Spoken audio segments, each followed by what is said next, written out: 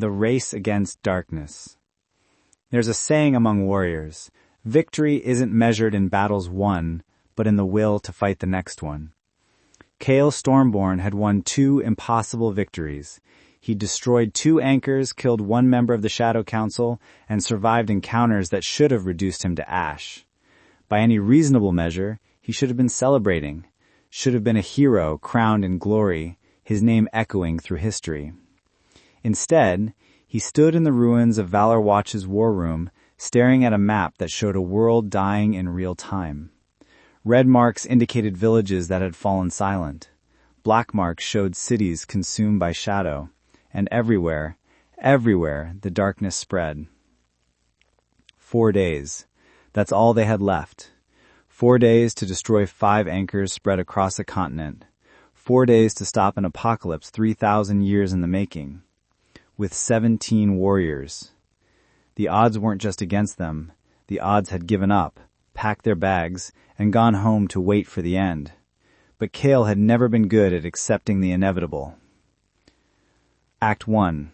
Desperate measures. Scene 1. The impossible plan. "You're insane," Captain Darius said flatly. He'd stayed despite his doubts, despite watching the army fracture. Loyalty, it seemed, ran deeper than reason. "What you're proposing isn't just dangerous, it's suicide."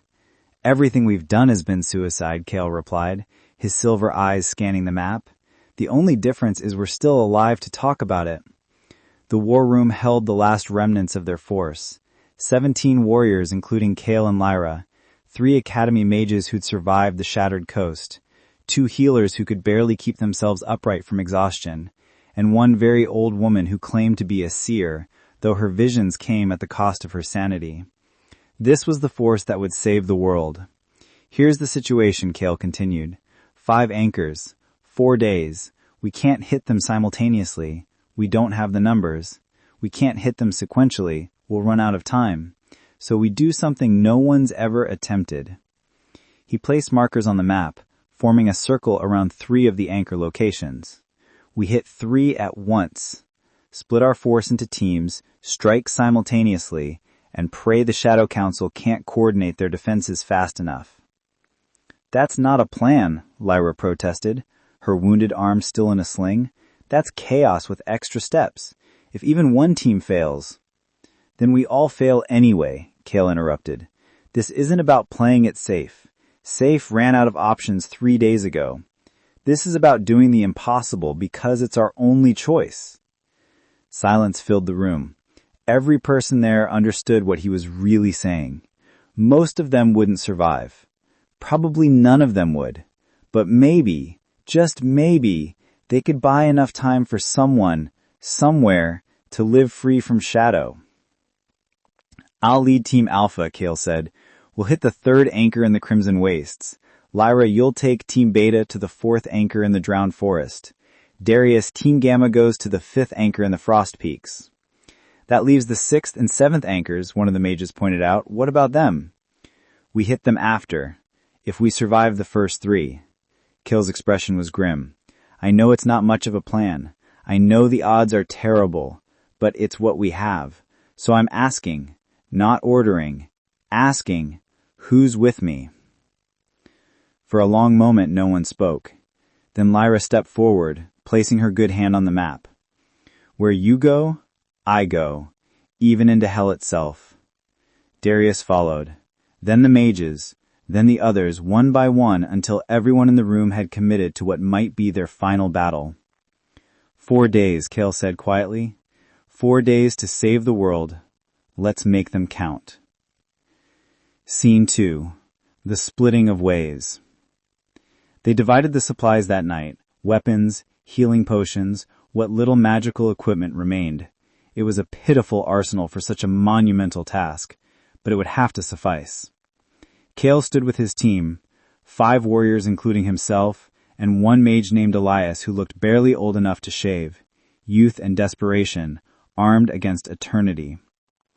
"The Crimson Wastes are 3 days' hard ride south," Elias said, consulting a battered map. "They're called that because the sand is literally red. Iron deposits mixed with the blood of everyone who's tried to cross them and failed." Cheerful, one of the warriors muttered. Thomas, the young soldier who'd survived the shattered coast. He'd aged a decade in days. His eyes carried weight no teenager should bear. The third anchor is buried beneath what used to be a fortress, built during the Titan Wars to guard against demons from the southern reaches. Now it's just ruins, but the anchor turned those ruins into a stronghold of shadow. Defenses? Kale asked. Unknown. No one who's gone there in the last century has returned to report. Elias swallowed hard. We'll be going in blind. Across the courtyard, Lyra was briefing her team. 6 warriors, including a pair of twin sisters who fought with synchronized precision that bordered on supernatural. The drowned forest was east, a place where ancient trees grew from stagnant water and the air itself was thick with decay. And to the north, Darius prepared his team for the frost peaks, mountains so cold that exposed skin would freeze in seconds, where wind howled with the voices of the dead. 3 teams, 3 impossible missions, 1 desperate hope. We leave at dawn, Kel announced to everyone. Stay in contact via the communication crystals the Academy provided. If one team falls, the others need to know immediately. And remember, we're not trying to be heroes. We're trying to survive long enough to destroy these anchors. Speed and efficiency over glory. And if we run into something we can't handle, Thomas asked. Kel was quiet for a moment. Then, make it count. Whatever happens, make it mean something. Scene 3. The journey to the wastes. They rode south at first light, pushing their horses hard. The landscape changed gradually, fertile farmland giving way to scrubland, then to increasingly barren terrain. By the second day, the red sands of the crimson waste stretched before them like an ocean of blood. It's worse than I imagined, Elias said, his face pale beneath his hood. I can feel it. The shadow magic is thicker here, concentrated, like the land itself is dying. He wasn't wrong. Nothing grew in the wastes. No insects buzzed, no birds flew overhead, just endless red sand beneath a sky that had grown darker with each passing hour. The sun was barely visible now, a dim ember struggling against the encroaching void. How much longer do we have? Kale asked Elias, who'd been tracking the ritual's progress through complex magical calculations. The ritual completes in 73 hours, give or take 6 hours depending on variables I can't account for. 3 days. Then we don't stop, Kale said. We ride through the night, reach the fortress by tomorrow evening, and hit the anchor immediately. No rest, no preparation, just speed. That's suicide, one of the warriors protested. We'll be exhausted. Our mage is tapped out. We're dead anyway if we're too slow, Kale interrupted. At least this way we have a chance. They rode through the night. Exhaustion pulled them like weights, but fear drove them harder. Fear of failure. Fear of letting down everyone who'd already died. Fear that they'd come this far only to fall short at the final hour. The fortress appeared at sunset on the 3rd day, a massive structure of black stone rising from the red sand like a jagged tooth. It had been magnificent once. Now it was a monument to decay, its walls crumbling, its towers collapsed. But from its depths came a sound that made every warrior's blood run cold. The howling of shadow creatures, thousands of them, aware of intruders in their domain. We're expected, Thomas said unnecessarily. Good, Kale replied, drawing his blade. Silver light blazed along its edge, the Titan's gift responding to his will. Everyone ready? They weren't, but they advanced anyway, into the fortress, into the darkness, into what might be their final battle. Behind them, the desert wind erased their tracks, as if they had never existed at all. Scene 4. The Fortress of Screams. The fortress interior was worse than its exterior suggested. Walls wept black ichor that hissed where it touched stone. The air itself felt wrong, too thick, too cold, tasting of copper and rot. And everywhere, shadows moved with malicious intelligence. The anchor is in the deepest chamber, Elias said, his voice shaking. We have to go down. They descended through levels that defied architecture, stairs that went in directions that shouldn't exist, rooms that were larger on the inside than the outside. Gravity itself became a suggestion rather than a law. The shadow creatures attacked in waves. At first, they were mindless, simple manifestations of darkness that could be destroyed with blade and spell. But as the team went deeper, the creatures grew more sophisticated, more dangerous. They learned. "They're adapting to our tactics," Thomas shouted, barely dodging a shadow tendril that had anticipated his dodge pattern. "They're studying how we fight." "Then we change how we fight," Cale replied. He switched from aggressive strikes to defensive counters, forcing the shadows to adapt again. "Keep them off balance. Don't let them predict us." It was brutal, exhausting. Every step forward bought with blood and pain. One warrior fell, dragged into darkness before anyone could react. Another took a wound that should have been fatal, but kept fighting anyway, knowing that stopping meant death for everyone. And through it all, Cale led from the front, burning bright with the Titan's gift. But even he could feel the strain. Each use of power consumed a little more of him, transformed him a little further from human into something else. His skin had taken on a faint silver sheen. His eyes glowed continuously now, bright enough to read by. And when he moved, reality seemed to stutter around him, as if his very existence was too much for normal space to contain. "We're close," Elias gasped, consulting a device that looked like a compass but pointed toward magical concentrations. "Just one more level." They broke through into a massive chamber. And there, in its center, suspended in a web of shadow even more intricate than the first anchor they destroyed, hung the third anchor. But this time, they weren't alone. Standing between them and their goal was a figure in armor that seemed to drink light. The third shadow, manifested and ready for battle. "Catalyst, you have come far, too far. Here, your journey ends." Cale stepped forward, blade raised. "We'll see about that." Act 2. 3 battles, 1 war. Scene 5. The Crimson Wastes. Cale's stand. The third shadow was faster than the fifth had been. Stronger. It had learned from its fallen comrade's mistake and come prepared for Cale's tactics. The first exchange happened too fast for normal eyes to follow. Cale struck with enough force to shatter mountains. The third shadow blocked effortlessly and counterattacked with a blow that should have bisected him. The Titan's gift flared, absorbing most of the impact, but Cale still felt ribs crack. "You grow stronger," the third shadow observed. "Each battle transforms you further. Soon you won't be human at all, just a weapon, burning bright until it consumes itself." "Then I burn," Cale snarled, attacking again. Behind him, his team fought to reach the anchor. Shadow creatures poured from the walls in endless waves, forcing Thomas and the other warriors to form a defensive perimeter around Elias as he worked to unravel the magical protections. "I need more time," Elias shouted, sweat pouring down his face as he wove counterspells. "Take what you need," Cale replied, even as the third shadow nearly took his head off. The battle raged. Minutes felt like hours. Cale's team was being ground down. 3 warriors left, then 2, their bodies pushed beyond human limits, but they held the line. And slowly, agonizingly slowly, Elias made progress. "Almost there," the mage cried. "Just a few more seconds." The third shadow realized what was happening. It disengaged from Cale and lunged toward Elias, moving faster than thought. Cale moved faster. He didn't try to intercept the shadow. Instead, he did something insane. He grabbed it.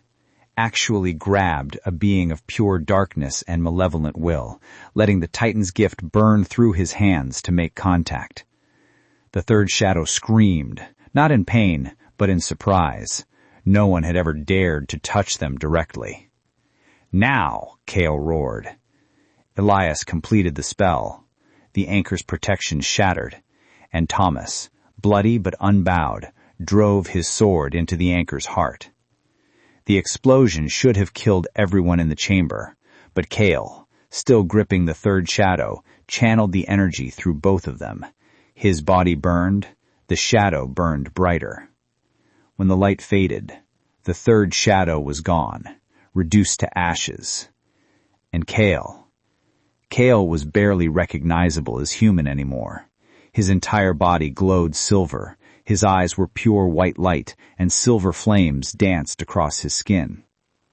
"Kale?" Thomas whispered in horror. What did you become?"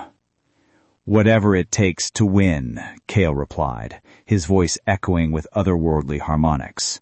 "Come on, we need to contact the others, find out if they succeeded." Scene 6. The Drowned Forest. Lyra's Trial.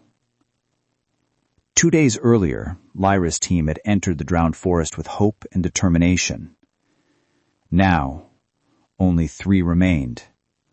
The forest was a nightmare of twisted vegetation and stagnant water. Trees grew from pools so black they seemed to lead to infinite depths. The air was thick with spores that caused hallucinations, visions of dead loved ones calling from the darkness. The 4th anchor was hidden in a temple that existed half submerged in the largest pool, a structure that seemed to phase between reality and somewhere else. "The bridge is collapsing," one of the twin sisters shouted, as ancient stone crumbled beneath their feet. They ran, racing the decay. One of their warriors didn't make it, the bridge giving way beneath him, plunging him into water so cold it killed in seconds. Inside the temple, they found the anchor and the 4th shadow waiting. Unlike the 3rd, this one didn't boast or threaten. It simply attacked, moving through the water like it was air, striking with tendrils of liquid darkness. Lyra fought despite her wounded arm, despite exhaustion that made every movement agony. The twin sisters fought with desperate synchronization. But they were losing. The 4th shadow was winning. Then, Lyra made a choice. She'd been carrying a crystal, a gift from the Academy Seers meant to amplify magical power at the cost of the user's life force. She crushed it in her good hand. Power flooded through her, more than any mortal was meant to contain. It burned, but she channeled it anyway, directing everything at the anchor. "Get out!" she screamed to the twins. "Run!" They hesitated for only a second, then fled. Lyra held the 4th shadow's attention for 17 more seconds. 17 seconds of pure will against inevitable darkness. Then the anchor shattered, and the explosion consumed everything. When the twins emerged from the forest, they were alone. Lyra was gone. Scene 7. The Frost Peaks. Darius's Sacrifice. In the frozen north, Darius and his team had fought through blizzards that froze exposed flesh in seconds. They'd battled ice wraiths and shadow creatures adapted to the cold. They'd lost warriors to avalanches, to crevices hidden beneath snow, to the mountain itself, as if the peak rejected their presence. Now only Darius and 2 others remained, standing before the 5th anchor in a cave of impossible ice. The 5th shadow, manifestation, not the original, waited for them. Smaller than the others, but no less deadly, adapted to the cold, using it as a weapon. "We can't beat it," one of the warriors gasped, frost coating his beard. "We need to retreat, regroup." "There's no time," Darius said. He'd been preparing for this moment since the journey began, had known with soldier's certainty that this was where his story ended. He'd filled his pack with explosive crystals, enough to bring down the mountain. "Tell Kale," he said to his companions, "that it was an honor." Then he charged. The 5th shadow moved to intercept him. Darius didn't try to dodge. He just kept running, straight toward the anchor, activating the crystals as he went. The shadow realized too late what he intended. The explosion was visible from 20 miles away, a column of fire and force that turned the mountain peak into a caldera. When the avalanche finally settled, there was no trace of the cave, the anchor, or anyone who'd been inside. The 2 surviving warriors wept as they made their way down the mountain, but they carried the message Darius had entrusted to them. The 5th anchor was destroyed. Scene 8. The cost of victory. Kale received the reports via communication crystal. Each one was a knife to the heart. Lyra, dead. Darius, dead. Of the 17 who'd set out, only 8 remained. 8 warriors scattered across the continent, having paid the highest price imaginable. But they had destroyed 3 anchors in 3 days. 3, simultaneously, something the Shadow Council had believed impossible. Now only 2 remained, the 6th and 7th, the strongest, the most heavily defended. And Kale would have to destroy them with a force of 8 exhausted, traumatized warriors in less than 48 hours. "We can't do this," Thomas said, his voice breaking. "We've lost too many. We're too few." "Then we find another way," Kale replied. He stared at his silver hands, at the light that now shone from within him. He was barely human anymore. The Titan's gift had consumed so much of his mortality that he wondered if there was anything left of Kale Stormborn, or if he'd become something else entirely. "What way?" Belias asked. "We're out of tricks, out of allies, out of time." Kale was silent for a long moment, thinking. The visions he'd seen in the Orb of Seeing had shown him possibilities, paths to victory that required terrible sacrifices, paths where he stood alone. "Gather everyone at the 6th anchor," he finally said. "The one beneath the Cathedral of Eternal Light. That's where we'll make our stand." "What about the 7th anchor?" Thomas asked. "Leave that to me," Kale said. His voice had changed. Not just the otherworldly harmonics, but something deeper. The tone of someone who'd made an impossible choice and was at peace with it. "Trust me," he said to them, one last time. "Trust me." Act 3, The Final Gambit. Scene 9, The Gathering at the Cathedral. The Cathedral of Eternal Light had once been the holiest site in the kingdom. Now it was a shell, its windows shattered, its sacred relics looted or destroyed. But beneath it, in catacombs that stretched for miles, lay the 6th anchor. Kale's remaining warriors gathered at dawn on the 4th day. 8 people to save the world. It should have been laughable. Instead, it felt like fate. "The 6th anchor is the 2nd strongest," Elias briefed them. "Only the 7th surpasses it. The Shadow Council has poured enormous resources into defending it. We'll face not just shadow creatures, but manifestations of the remaining council members." "How many are left?" Thomas asked. 4. "We killed the 5th and 3rd. You destroyed manifestations of the 4th and 5th. That leaves the 1st, 2nd, 6th, and 7th shadows, the most powerful members." 4 against 8, one of the warriors muttered. "Better odds than we've had lately. Except they're effectively gods," Elias corrected. "Any one of them could kill all of us without effort." "Then it's a good thing I'm not planning a fair fight," Kale said. He began drawing diagrams on the cathedral floor with silver fire that dripped from his fingertips. "Here's what we're going to do." The plan was complex. Suicidal, really. But it was built on a simple truth. The Shadow Council expected resistance, expected sacrifice, expected heroes. So Kale would give them something else entirely. He would give them a monster. Scene 10. The Transformation. "You're planning to fully surrender to the Titan's gift. Let it consume you completely. Kale, you'll lose yourself. Become something that isn't human at all." "I'm barely human now. Look at me. I glow in the dark. My blood is literally silver. I can see in dimensions that don't exist. I stopped being just human the moment I channeled power meant for gods. But there's still you in there. Still the man who chose to fight. If you let go completely, then I'll be able to destroy 2 anchors simultaneously, channel enough power to crack reality itself, give all of you time to escape, to rebuild, to tell the story of what happened here. And then what? You burn out? Die? Become some mindless force of destruction?" "Probably all 3, Kale admitted. "But that's fine, because I'll have done what needed to be done." "That's not fine," Thomas shouted. "You don't get to martyr yourself and call it a plan." "I'm not martyring myself," Kale said gently. "I'm completing a journey I started the day I crawled out of those mines and decided to fight instead of run. This was always where it led. I think I've known that for a while." He looked at each of them in turn. These warriors who'd followed him through hell and somehow survived. "When this is over, Tell them I chose this, that I wasn't forced or tricked or broken. I looked at the cost and decided it was worth paying.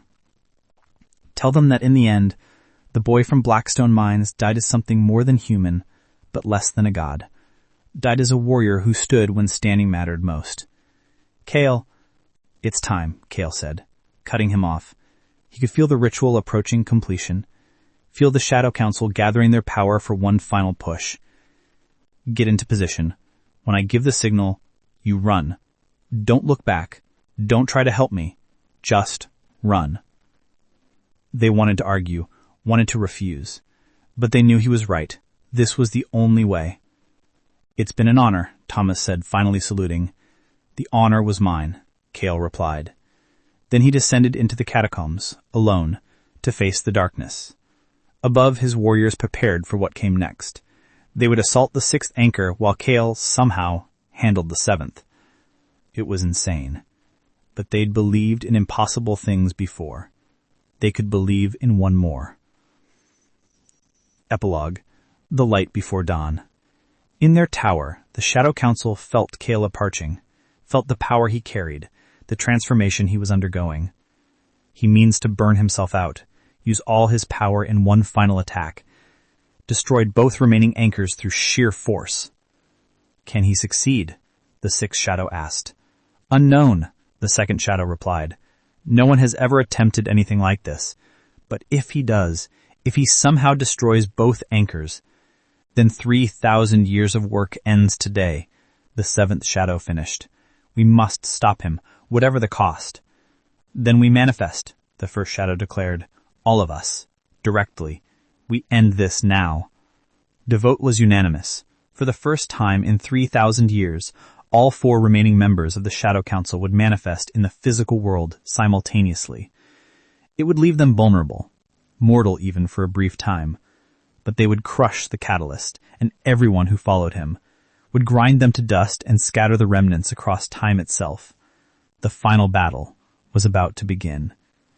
In the catacombs beneath the cathedral, Kale felt the Titan's gift surge through him one last time, felt his humanity burning away like morning mist before the sun. He thought of everyone he'd lost. Marcus, Lyra, Darius. Hundreds of warriors whose names he'd never even learned. They died believing in him, trusting that their sacrifice meant something. He would not let them down. Silver flames engulfed him completely. Kale Stormborn, Miner, Warrior, Catalyst, ceased to exist, and something new emerged from the light, something the Shadow Council would learn to fear.